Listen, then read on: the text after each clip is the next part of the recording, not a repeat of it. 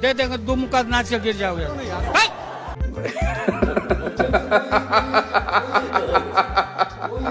Hello friends, आप सभी का स्वागत है मेरे YouTube channel Vicky Malhotra SVN पर। मैं आपका दोस्त विकी आज आप सभी के लिए लेकर के आऊँ फिर से एक न्यू रिएक्शन वीडियो। जो आज की रिएक्शन वीडियो होने वाली है वो होने वाली है ये सब जाएंगे जेल। तो देर न करते हुए चलिए वीडियो को स्टार्ट करते हैं। और अगर आप मेरे चैनल पर नए हैं तो प्लीज़ मेरे चैनल को लाइक शेयर सब्सक्राइब करना ना भूलें। आप में से बहुत से लोगों ने मेरे चैनल को सब्सक्राइब नहीं कर रखा। मेरी आप सभी से विनती है कि प्लीज़ मेरे चैनल को सब्सक्राइब कर लें। ओरिजिनल वीडियो का लिंक आपको डिस्क्रिप्शन में मिल जाएगा, प्लीज़ उसे चेक करना ना भूलें। तो चलिए वीडियो को स्टार्ट करते हैं। तो चलिए शुरू करते हैं। और भाई लोग, क्या चल रहा है फिर देश में?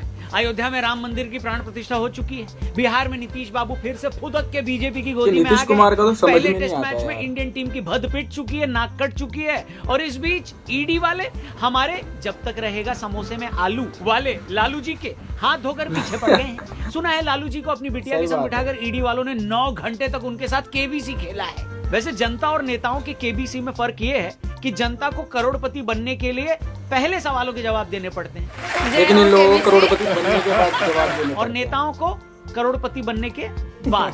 दे देंगे, दो मुक्का नाच के गिर जाओगे। जनता करोड़पति बनने के लिए केबीसी में जाने के लिए मरी जाती है, और करोड़पति बनने के बाद नेताओं को अगर कोई जांच एजेंसी बुला ले तो इनकी नानी मर जाती है। और इन दिनों ऐसी ही नानी हमारे कई नेताओं की मरी पड़ी। ईडी वाले बार बार केजरीवाल जी के पते पर प्रेम पत्र भिजवा रहे हैं और उनसे पूछ रहे हैं कि चचा कभी तो बुलाओ हवेली में, बताओ कब हम तुमसे करें अपने मन की बात। मगर केजरीवाल जी भी कॉलेज की दिलजली हसीना की तरह ईडी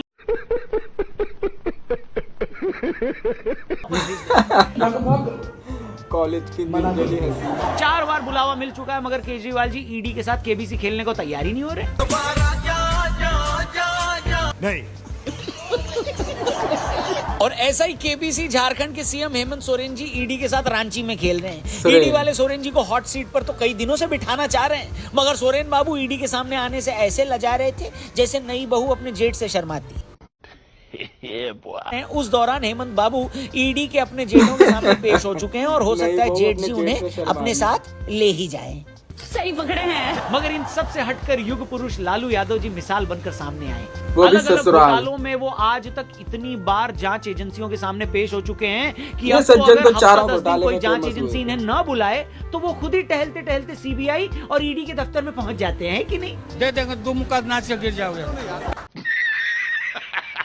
कि बिहार के पूर्व मुख्यमंत्री से लेकर दिल्ली और झारखंड के करंट मुख्यमंत्री तक ये तमाम लोग क्यों दे ईडी देंगे की तो तरफ मुक्का से याद नाच किए के जा गिर रहे हैं? जाओगे। क्या जैसा परम आदरणीय राहुल जी कहते हैं कि ये सब बीजेपी के इशारे पर हो रहा है, या फिर इन लोगों ने सच में कुछ ऐसे गुल खिलाए हैं जिसका हिसाब ईडी इनसे लेना चाहती है? तो आज के पंतंत्र में, आज के इस वीडियो में, आज के इस प्रोग्राम में हम ऐसे ही गुलों के बारे में आपको डिटेल में बताएंगे। यार अगर ऐसे आपको काम किए समझाएंगे तो कि पक्का इन नेताओं obviously के तुमसे तो खिलाफ पूछा ही आखिर जाएगा। मामले आप क्या किसी को blame है ही और नहीं कर क्या, सकते। जी हाँ, एक बड़ा क्या है। क्या कुछ और बड़े नेताओं की तरह इनकी भी गिरफ्तारी हो सकती है क्या? No! God, please, no! No! No! हम भी परेशान हो गए, करो फिर। नमस्कार दोस्तों, जय हिंद। मैं हूं रौनक और आप देख रहे हैं पंतंत्र। तो भैया सीधी सी बात है, जब भी हम टीवी पर ये सुनते हैं कि फला नेता को ईडी ने पूछताछ के लिए बुलाया है, तो एक सेक्शन की तरफ से अक्सर कहा जाता है कि ये सरकार की साजिश है। मानो जी से ईडी बुला रही है वो तो बहुत ही नन्हा मुन्ना बालक है जो रेडी से हरी मिर्च को भिंडी समझकर खरीद लेता है, खाली समय में सिर्फ भजन गाता है और रात को अनजाने में हुई गलती के लिए ईश्वर से माफी मांगकर सो जाता है। कम से कम कुछ लोग तो ईडी से न्योता पाने वालों को इतना ही मासूम और इनोसेंट बताते हैं। समय का चुनाव बहुत सोच समझ के ये सत्ता में बैठे लोग करते हैं। तो हमने सोचा क्यों ना इन मासूमों की थोड़ी कुंडली खंगाल ली जाए। वो कुंडली जो हमने तैयार नहीं की है, बल्कि खुद इन महापुरुषों ने अपने कर्मों से बनाई है। तो आइए एक एक करके उसे खंगालते हैं। तो बस मामला ये है कि यूपीए सरकार में लालू यादव के रेल मंत्री रहते 2004 से 2009 के बीच बहुत से लोगों से उनकी जमीनें लेकर उन्हें रेलवे में नौकरी दे दी गई। मई 2022 में भी सीबीआई ने इस सो कॉल्ड घोटाले में लालू यादव, उनकी 2 बेटियों को, उनकी धर्मपत्नी को और उनके सुपुत्र तेजस्वी यादव समेत 12 अन्य लोगों पर मुकदमा दर्ज कर लिया। इसी मामले में अब ईडी भी जांच कर रही है, जिसे लेकर पटना में ईडी ने लालू परिवार से पूछताछ की। मगर ये घोटाला है क्या और इसे कैसे अंजाम दिया गया, आइए इसका सारा गणित आपको समझाते हैं। और ये गणित और भी लोग समझना चाहें तो ये वीडियो उन तक भी जरूर शेयर करिएगा और चैनल को सब्सक्राइब करिएगा, ठीक है।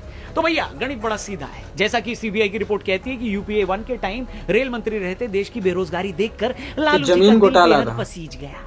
एक रात वो इमोशनल हो गए। उसी पल उन्होंने डिसाइड किया कि हम देश के हर बेरोजगार को नौकरी नहीं दे सकता हूं तो क्या, कम से कम उन बेचारों का तो भला कर ही सकता हूं जिनके पास अपनी थोड़ी बहुत जमीन है। लालू जी के कोमल हृदय से निकले यही भाव देखते ही देखते पटना के कुछ लोगों तक पहुंच गए। सीबीआई की नजर में जमीनों के ऐसे 7 सौदे सामने आए हैं जहां लोगों से उनकी जमीन लालू यादव के परिवार वालों के नाम करवा कर उन्हें नौकरी दे दी गई।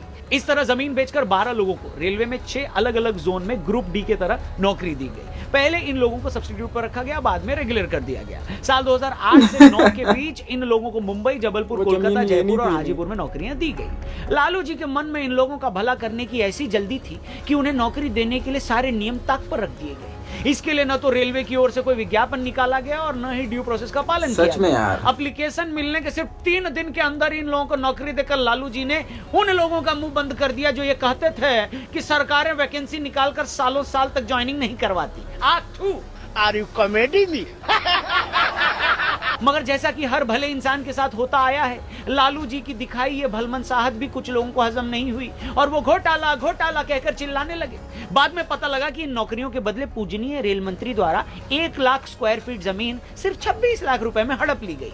सर्कल रेट के हिसाब से जिसकी कीमत उस वक्त सही बात है भाई, 4 करोड़ 39 लाख रुपए थी। सीबीआई की जांच में सामने आया कि औने पौने दामों पर ऐसी 3 जमीनें राबड़ी देवी को बेच दी गई। इनमें 2 सौदे फरवरी 2008 में हुए जिनमें 3000 वर्ग फीट के ऊपर के 2 प्लॉट हैं और तीसरी सेल डीड 2015 की है जिसमें 1360 वर्ग फीट का 1 प्लॉट था। लेकिन एक सच्चे प्रोग्रेसिव यानी प्रगतिशील इंसान की तरह लालू जी ने सब कुछ अपने नाम नहीं किया। हेलो, पत्नी राबड़ी देवी के अलावा एक सेल डीड उन्होंने अपनी बिटिया के नाम का भी है। 80,905 वर्ग फीट का प्लॉट दिया गया जो किसी सदपुरुष ने उन्हें सिर्फ 3,70,000 रुपए में बेच दिया।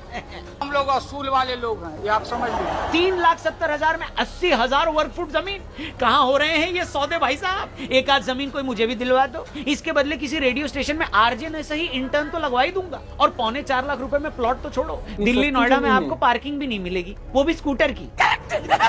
अनुपम, खैर सॉरी, इस तरह के टोटल 7 जमीन की नजर में आए जिसमें लालू परिवार के लोगों को बेहद सस्ते दामों पर जमीन बेची गई और जिन्होंने ये जमीन बेची बाद में उनके परिवार वालों को रेलवे में नौकरियां दे दी गई। सीबीआई इन्वेस्टिगेशन में यह भी सामने आया कि 9,500 वर्ग फीट का एक प्लॉट पहले एके इन्फोसिस्टम नाम की कंपनी को बेच दिया गया। बाद में उस कंपनी की सारी एसेट राबड़ी देवी और लालू जी की बेटी ने खरीद ली और बाद में माननीय राबड़ी देवी उस कंपनी की डायरेक्टर बन गई। क्या बात है सर, साफ समझ में सर। तो भैया ये कुछ चिट्ठा है उस जॉब फॉर लैंड स्कैम का। अब ये चिट्ठा कितना काला है कितना सफेद है ये तो अदालत ही तय करेगी ना, मगर हाँ मामला तो यही है। मैं और ज्यादा डिटेल में नहीं जाना चाहता, वरना जिन जिन लोगों को जमीन लेकर उन्हें नौकरी दी गई है उनकी भी तारीख, जमीन के साइज और किसको नौकरी दी गई इन सब की डिटेल्स भी मौजूद है। इसलिए इसे सीधे तौर पर कॉन्स्पिरेसी कहकर खारिज नहीं किया जा सकता।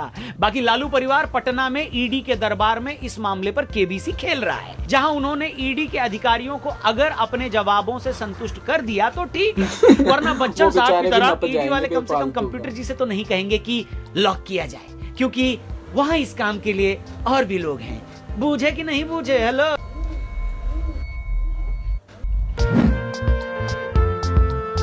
चलिए भैया, लालू जी के बाद अब बात करते हैं उन नेताजी की जिनके नाम का टैटू तो खुद राजा हरिश्चंद्र। अब एक चीज देखना, किसी भी घोटाले में फंसते हैं या कभी ईडी पूछताछ करते हैं, ये ऐसे विक्ट्री के साइन बना के दिखाते हैं। हम बात कर रहे हैं ब्रह्मांड के सबसे ईमानदार नेता अरविंद केजरीवाल जी की।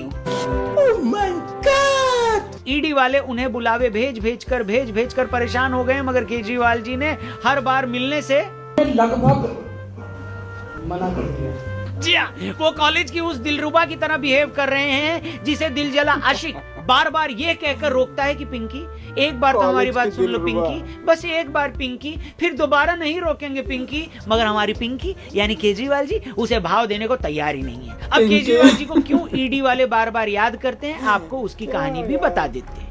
तो चचा मामला ये है कि 22 मार्च 2021 को दिल्ली के farmer deputy CM Manish Sisodia ने स्टेट की नई एक्साइज पॉलिसी का ऐलान किया। 17 नवंबर 2021 को नई एक्साइज पॉलिसी इंप्लीमेंट कर दी गई। नई पॉलिसी के बाद सरकार शराब बेचने के काम से पूरी तरह बाहर हो गई। ये सारा काम प्राइवेट लोगों को दे दिया गया। उस वक्त यह क्लेम किया गया कि नई पॉलिसी के बाद सरकार को हर साल 9,500 करोड़ का प्रॉफिट होगा। अच्छा, ये पॉलिसी किसको बुरी लगी थी और किसको सही लगी थी, प्लीज मुझे कमेंट के माध्यम से जरूर बताना। और आप मुझे कहां से देख रहे हैं, प्लीज ये भी कमेंट के माध्यम से पहले की पॉलिसी में 60% दुकानें सरकारी थी और 40% प्राइवेट, मगर नई पॉलिसी के बाद सारा काम बड़े प्राइवेट ठेकेदारों के हाथ में चला गया। इन्वेस्टिगेटिव एजेंसीज का दावा है कि नई पॉलिसी से प्राइवेट प्लेयर्स को बहुत ज्यादा फायदा हुआ। जहां पहले L1 लाइसेंस के बाद 25 लाख देने पड़ते थे, नई पॉलिसी के बाद यह फीस बढ़कर 5 करोड़ कर दी गई। इससे हुआ यह कि ज्यादातर छोटे जो ठेकेदार थे वो बिजनेस से आउट हो गए। नई पॉलिसी में थोक विक्रेताओं का प्रॉफिट 5% से बढ़ाकर 12% कर दिया गया। डीलर का कमीशन बढ़ाने से सरकार को भारी नुकसान हुआ, उसका रेवेन्यू घटकर सिर्फ 2 से 3 करोड़ रुपए हो गया। एजेंसीज का इल्जाम है कि बढ़े हुए कमीशन का पैसा आम आदमी पार्टी के नेताओं के पास जाने लगा। इतना ही नहीं, बाद में शराब के दाम भी बढ़ा दिए गए। ईडी और सीबीआई दोनों ने अपनी रिपोर्ट में इल्जाम लगाया है कि एक्साइज पॉलिसी में चेंज करके भारी गड़बड़ी की गई है। इससे सरकार को 144 करोड़ का नुकसान हुआ। बड़े शराब ठेकेदारों को फायदा पहुंचाया गया। उनकी लाइसेंस फीस कम करने से लेकर माफ तक कर दी गई। बिना एलजी और कैबिनेट के अप्रूवल के पॉलिसी इंप्लीमेंट कर दी गई। इसके अलावा एयरपोर्ट जोन में लाइसेंस धारियों को 30 करोड़ रुपए वापस कर दिए गए। ये वो पैसा था जो जब्त किया जाना था। चार्जशीट में यह भी कहा गया है कि इन शराब कंपनियों को फायदा पहुंचाने के लिए विदेशी शराब और बियर पर 50 रुपए पर केस की छूट दी गई। सिंपल वर्ड्स में कहें तो शराब कारोबारियों को जो फायदा पहुंचाया गया, उसके बदले आम आदमी पार्टी के नेताओं ने इसके बदले उनसे मोटा कमीशन लिया, ऐसा कहा जा रहा है। और चार्जशीट में तो इल्जाम लगाया गया कि यह रकम 300 करोड़ रुपए तक है, जिसे कोर्ट ने भी एक्सेप्ट किया। आपको बता दें, दिल्ली सरकार ने यह पॉलिसी 17 नवंबर 2021 को इंप्लीमेंट की थी, लेकिन करप्शन के इन चार्जेस के बाद इसे सितंबर 2022 में क्या कर दिया गया राहुल जी? खत्म। जी हाँ, इस मामले में मनीष सिसोदिया 11 महीने से जेल में बंद हैं। उन पर आरोप था कि उन्होंने बिजनेसमैन अमित अरोड़ा से 2 करोड़ 20 लाख की रिश्वत ली। गैर कानूनी तरीके से शराब कंपनियों को 144 करोड़ की छूट दी गई। जांच में यह भी पता चला कि सबूत मिटाने के लिए उन्होंने 14 फोन और 43 सिम कार्ड भी बदले। इसी तरह के इल्जाम में संजय सिंह